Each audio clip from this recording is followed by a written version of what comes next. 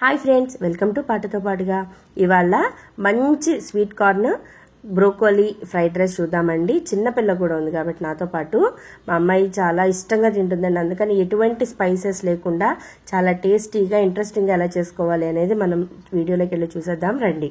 First నేను వెల్లుల్లిపాయలు fine chop చేసుకున్నానండి. ఉల్లిపాయలు కూడా సన్నగా చాప్ చేసుకున్నాను. పండు మిరపకాయ, బ్రోకోలీ, స్వీట్ కార్న్ అయితే మీ టేస్ట్కి తగ్గట్టు మీకు ఎన్ని కావాలో అన్ని తీసుకోండి. క్యారెట్ ఇవన్నీ తీసుకుని కట్ చేసేసుకుని పక్కన పెట్టుకున్నాను. కొంచెం పెద్ద బాండీ తీసుకోవాలండి. టాస్ చేసుకుంటాం, మనం హై ఫ్లేమ్లో చేస్తాం కాబట్టి టాస్ చేసుకుంటాం. అందుకని కొంచెం పెద్ద బాండీ పెట్టుకుని నేను నువ్వుల నూనె వేసానండి. చాలా మంచి టేస్ట్ వస్తుంది నువ్వుల నూనె వల్ల.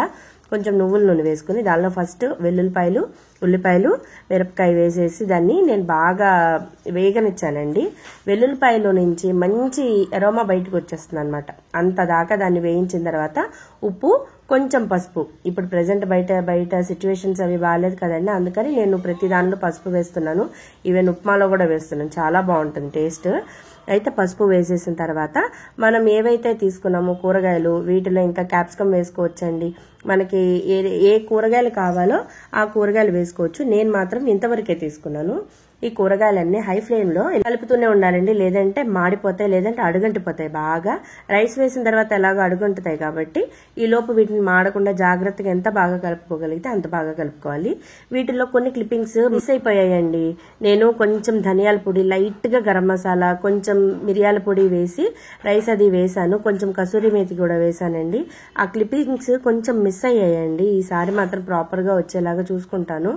అయితే ఆ రైస్ కూడా వేసి ఒక టెక్స్చర్ లో వచ్చేలాగా మనం దాని అంతా కలుపుతూ ఉండాలండి. లాస్ట్ లో కారం వేసాను. మా పాపాయికి తీసి పక్కకి పెట్టేసి నా దానిలో కారం వేసుకున్నాను, మిరియాల పొడిను.